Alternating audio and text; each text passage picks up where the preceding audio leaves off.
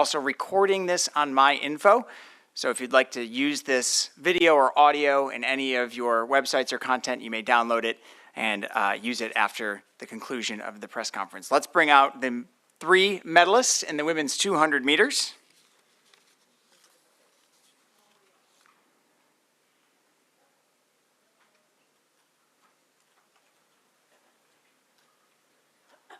All right. Winning the 4th consecutive bronze medal for the United States of America with a time of 22.20, Brittany Brown. The 100-meter gold medalist is the 200-meter silver medalist from St. Lucia with a time of 22.08, Julien Alfred.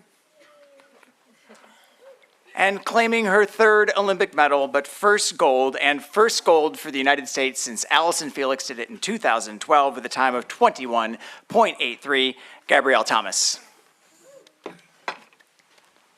All right, we will now open up the floor for questioning. If you have a question, please raise your hand and we'll bring a mic to you. Please state your name and your outlet before you ask your question. Questions for the 200 meters. Let's start in the back with Sean.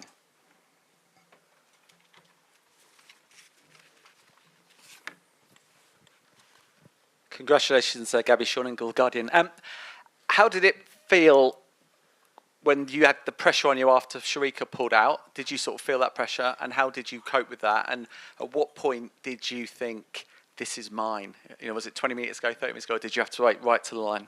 I think that I have been doing really well in the 200 meters all season, so I wouldn't say that I was relieved when Sharika pulled out. I wished her all the best, and it's unfortunate that you can't have your reigning world champion competing. But I was confident before that, and I was confident going into the race. I did not realize that I had won this race until I crossed the line. I knew that I was going to have to execute into the finish. I have an Olympic champion in the lane right next to me. I had Brittany, who got second at our trials, right next to me. So the race wasn't over until it was over, and that's how it went. Next question. Right here. Can you bring the mic right here? Right here. Martine. He's down here. It's very bright lights. Hi, Jack Rathborne from The Independent. Some question for Julien. Just wanted to ask you about the reaction you received since the 100 back in St. Lucia and Castries. It's been incredible support. What do you think your legacy will be there, and what do you hope it will achieve in the years to come? Just watching a few reaction videos, the reaction has been really good so far, and I'm really hoping that what I did at my first Olympic Games can also inspire the youth in St. Lucia and also encourage the government to also invest in the sport. I'm just really hoping that we can have many more athletes come on this stage. I'm hoping that what I did in the past 5 days can really inspire the people back home to do better in the sport. Do we have a question in the back? I think I saw somebody. Oh, right here. There we go. Just put your hand up again so she can see you. There you go. You call on them. Hi, Rob Moore from The Sun. Gabby, are you ready for how your life is going to change now? You're an Olympic champion, carries a different weight. And obviously we've spoken to Noah Lyles about how he wants to use his platform in America. What do you want to do, given that you've now got the gold medal? Oh gosh, I haven't thought about how my life is going to change. I didn't want to think about that going into the race because it is very overwhelming to think about. So far, it's really just been keeping your head down and doing what I've been doing for the last few years to get to this moment. So I'm going to continue to do that because I'd love to continue to succeed in the sport. That being said, my vision for myself is along the same lines of Julien here. I want to inspire the youth to continue to find their passions and be successful. I want young girls to look at us as strong female athletes and feel like they can do it too. I want them to feel like they're encouraged to go into professional sports. I want them to feel encouraged to pursue their dreams, no matter how big or small. And I hope when they look at me and they see what I do, they're inspired to work hard. They're inspired to be kind to people and to give back to their communities when they can. And if I can leave that message with the world, then I've done my job. And of course, I'd love to continue to do well on the track. Brittany, the U.S. sort of has permanent residency with this bronze medal position. The last 4 bronze medalists have been Americans.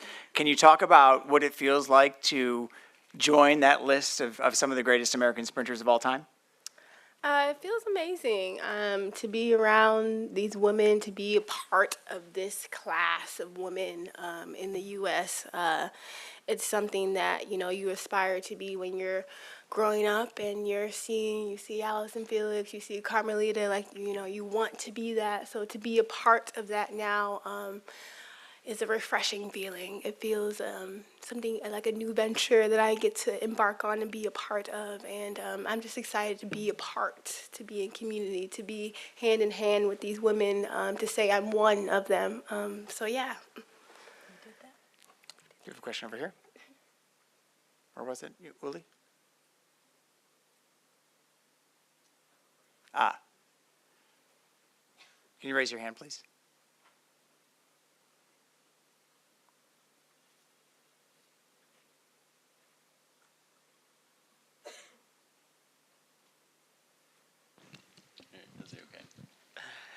Hi, sorry, I'm way back here. Nick McCarville, Olympics.com.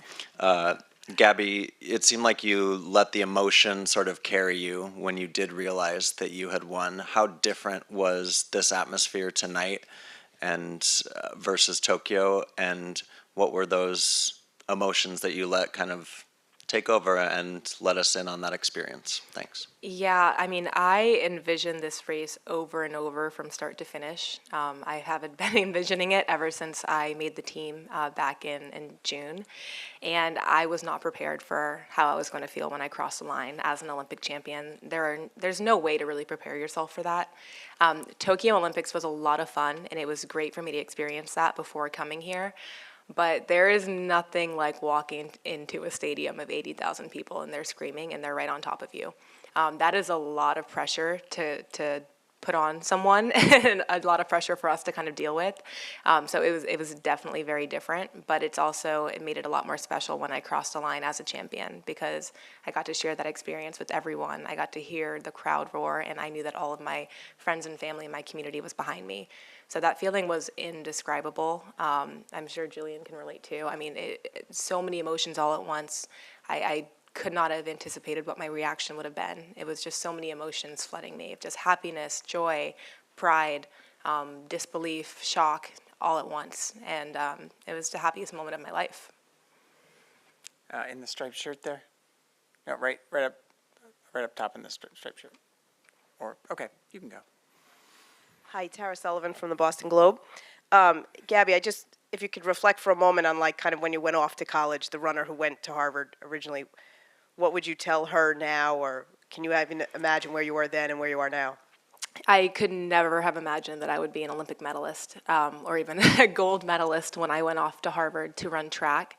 I would tell myself to keep believing in myself and do what you love, as I would tell any young girl who's going into any part of their life or going to college. I believe what got me to this point was my growing love for the sport. It was my personal growth. And I think Harvard was a great foundation for me. It laid the groundwork for me to be here now. It was just an organic journey for me, and I would encourage anyone to do it that way. Just go where you're comfortable, go where you can grow, go where you're happy, and you will be successful.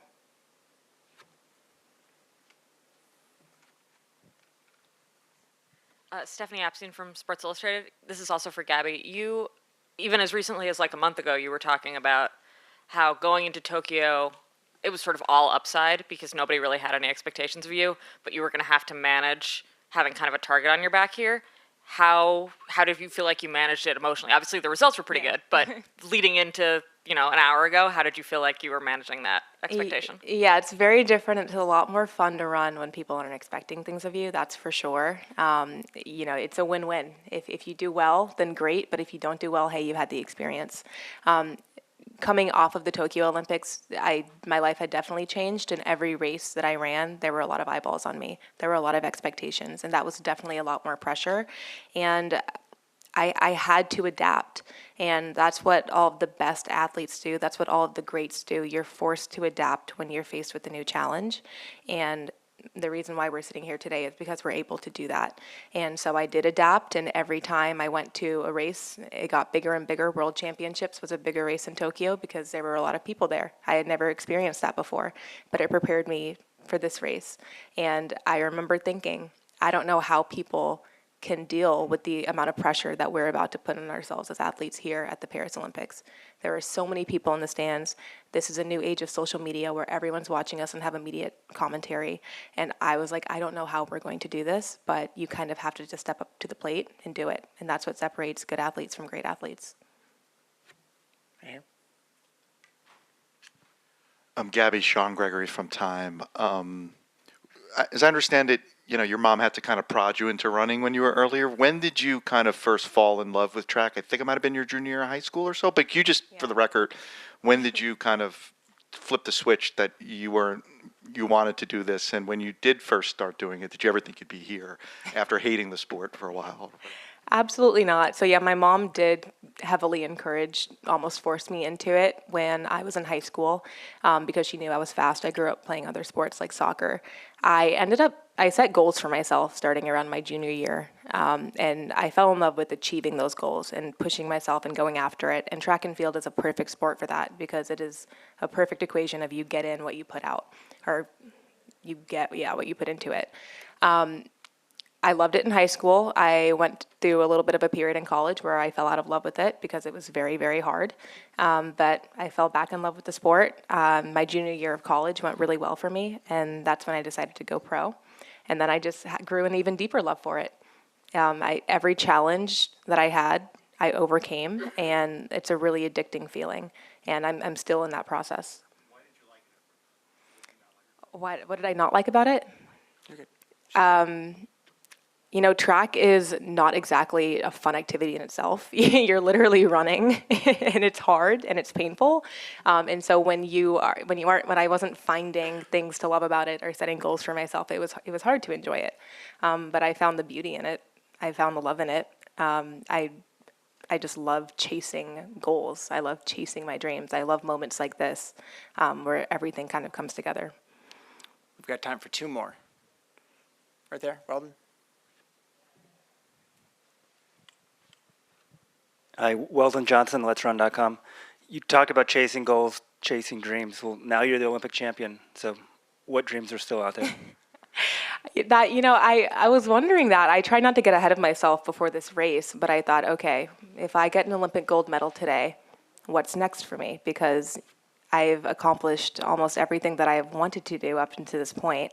I got my undergraduate degree in neurobiology at Harvard, which was my dream. I went and got my master's in public health, and now I'm an Olympic champion. I don't know what's next, and I will figure that out, but for now, I'm just really enjoying where I'm at. And last question right here. Oh, right there. Hi, Denise, the Players Tribune. Gabby, you talked about all the hard work that's gone into this moment in these past 3 years. Was there a time where you didn't know if you would get here, and would you like to share?